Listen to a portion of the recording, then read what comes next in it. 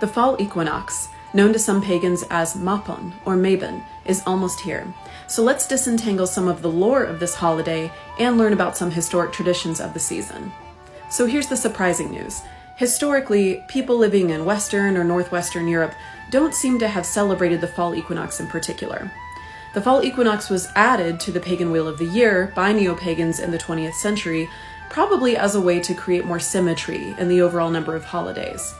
Around the 1960s or 70s, neo-pagans started to refer to the fall equinox as Mabon, or probably more commonly as Mabon, which is a mispronunciation. Mabon is a character who appears in a number of Welsh folktales and legends. He's probably related to an older Celtic deity whom colonizing Romans referred to in parts of Britain as Maponus, meaning the divine sun or the great sun. But historically, Mabon doesn't have any associations with the fall equinox. He's definitely a deity worthy of respect, but his association with this particular day is purely a modern invention. I think many of us modern pagans really want to root into the historic traditions of these holidays.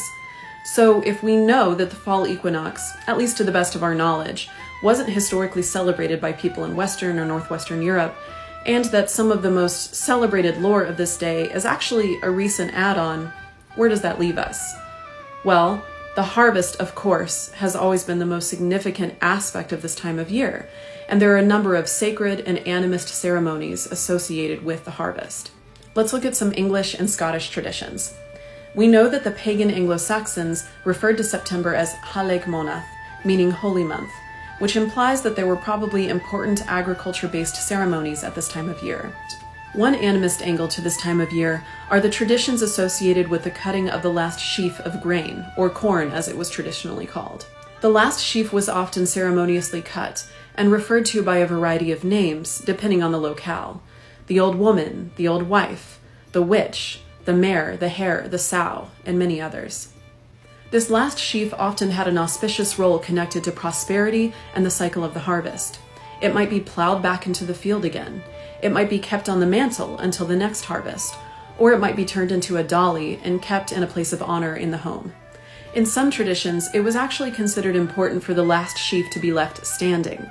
In one part of the Scottish Hebrides, for example, the last sheaf was considered to contain an angry spirit, and whole sections of a crop might be left alone so that this being wouldn't be disturbed.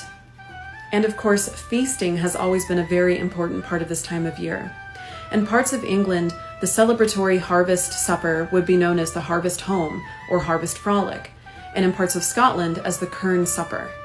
As a modern pagan, I believe that we can and should create new traditions to meet our needs in the present, while also being careful not to obscure the past. I also believe that we should create new traditions based on the old ways, including new songs. If you want to be learning new and old songs to celebrate the neo-pagan holidays, then you can join me for my upcoming course called Singing the Wheel of the Year. You can learn more about that using the link in the link tree in my bio.